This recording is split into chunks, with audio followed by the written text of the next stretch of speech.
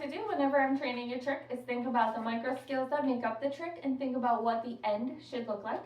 So in the end, my cue is going to be a sneeze. I'm going to fake sneeze, and then I want to have the tissue box up high on something. So that's important to think about because learning to take the tissue from the ground is different than learning to take the tissue from up high. I want her to bring the tissue over to me, to sit, hold it until I take it, and then I'm going to take it. I'm going to pretend to use it. I know this is kind of weird, but this is a trick. If you want Trick Dog titles, it is in there. So pretend to use it, give it back to her, and then have her drop it into a basket, so to throw it away. So it's kind of a silly trick, but super cute. And we just started this, so we need some work with it, but I thought what better way to share my training than to actually show you what it looks like when I work with this. So I'm using my face cloth right now so that she's not ripping it up. I do need to work on that more with her, work on not ripping the actual tissues up. And one thing I've done is I've started working on a platform. So she knows when I tell her to place that she should keep all of her feet on the platform. And to me, that's a micro skill. That's something I've worked on and it builds into other behaviors. So again, a micro skill can be anything. It can really be whatever you use for your dog to make training easier. So she knows that if she's on the platform, she automatically keeps all fours there unless I say floor. That means she can bring her paws, her front paws down. But what happened is I was able to get her onto the platform where she knew to keep all of her paws on there and then place the tissue box on the floor and ask her to take the tissue. And she was taking it, instead of stepping on it to rip it up, she was really being aware of where her feet placement was.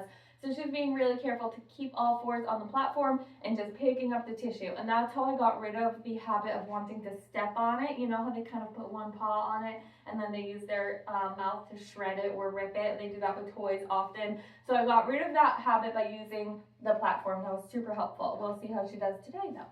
She's done a little bit of training already, so we'll see if she's ready to work. I'm going to start with this on the floor. I'm just going to ask her to take it. I might just use the word bring because she's familiar with that. So I can prompt her with that word. I don't need to add my cue for the behavior of fake sneezing yet because it's not there yet. We want it finished first.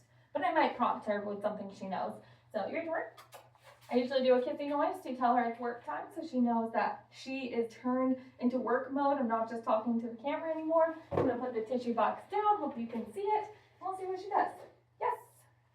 So I just marked for that because she did a nice little pull of the tissue out of the box. That was very good. Good job. Yeah. Ready? This time I'm going to wait and see if she brings it over to me. Yes. So she did bring it towards me, but she actually stepped on it. So once I start doing this, I don't want to mark for that. So let's just get rid of that habit so it doesn't end up in the behavior, and we'll just get a nice little like movement going here where she doesn't actually step on it. So I like to kind of flow through the movements without mistakes. So what I might do is just hold the tissue box. Yes. Good. Not sure why I reached for it when I was saying yes, but I'm gonna have to do that. Ready? Ready? Ooh. Yes, that's much better. So that just got rid of that silly little stepping on the tissue and kind of being a little bit slower with it. So yes, I'm trying to keep my hand closer to my body each time to make her work more at bringing it closer to me instead of me like helping her. And that's something I have to be aware of as a micro skill for myself is, am I cheating? Am I going to reach for the tissue before she's brought it to me? So I want her to bring it all the way to me. So each time keeping my hand close to my body. Yes. So that time she brought it all the way to my hand, which is exactly what I want. Now remember, part of training is planning your end behavior, planning your goals. So I did say earlier that I want her to land in a sit with a tissue. So let's see if we can actually add that in. And I don't have to really wait for her to offer that. She knows sit, so there is nothing wrong with just telling her to sit and she has the tissue. So back into work mode, kissy noise to get her going. Sit. Yes. And she did hold it pretty nicely. The only thing that I wouldn't like in the end behavior is that she was so far from me, so it would work closer, work to getting her closer to me. Right, right here. A little bit of a prompt there, and then that's okay. Yes. Good girl. She's very cute. So I'm gonna go back to putting this on the floor and see what that looks like. She stepped on it again. That's okay though. So let's see what she does here. Yep, she's trying to rip it and play, so I'm just gonna take that. Thank you. Try it. Yes, good girl. And she fixed it, which was good. I said yes, so I definitely owe her a treat there. All right, let's try that again. Sit. Yes. I would work really hard on getting her closer in a separate session. I want to try to put that all together. So that's a lot of stuff to ask her. Let me see what this looks like if it's up high. Very quick training session, not as thoughtful as maybe I would like it to be, but I'm in between classes. I have to jump back into the training academy in like a few minutes. So we're gonna try this.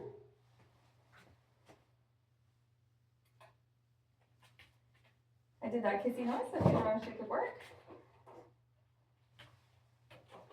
Oh, she's putting it back in the tissue box. Oh. So these little tiny silly things she's doing, I would help her out and make it easier.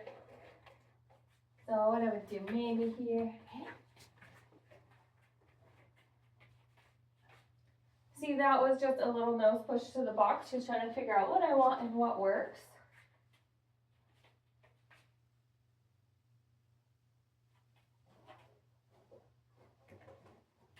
I like that. That was good. But then she's going back to wanting to rip it, which is why I didn't mark there. I like that she took it out really nicely. So that just tells me to go back a step, or it tells me that she wants to play.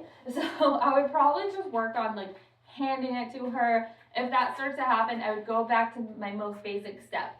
And that might not even involve pulling it from the tissue box. But remember, I'm asking her to pull, right? And then I'm asking her not to pull and not to shred. So you have two very similar behaviors, and now I'm asking her not to do them together when it's something that she loves. She loves to rip, she loves to shred. That's just one of her favorite types of play. So this is not easy for her, and we have to, trick ovation, part of it is the relationship we have with our dogs. We have to be aware of what we're doing to help them and to support them in training, and not just be like, well, you're getting it wrong, I'm frustrated. So no, I would say like, this is really hard. I didn't think through this training session. It's a super quick between classes. I have a few minutes and I'm training. So I wanted to make sure that I'm helping her through that. So let me go ahead and try it again. And I'm just going to give it to her to hold. And then to see if she'll maybe do a touch. Just play with that. So I would just make it super easy and do that for a few sessions. And actually I would quit, which is super helpful if she's doing well, just to quit, knowing that she's getting the concept and we have some work to do. But this is where we're at so far. And at the end of my sessions, when I'm videoing, I often do a scatter of treats on the floor, because sometimes I'll be doing like a virtual session with somebody and my dog is like, are you talking to me or are you talking to yourself again? So I like to just scatter the treats to the floor to kind of indicate that the session is over. And what you should see is after I do that scatter, she should go back to her settle and she should just lay down and relax, because she's learned that means the interaction with me is over and now I'm interacting with the camera.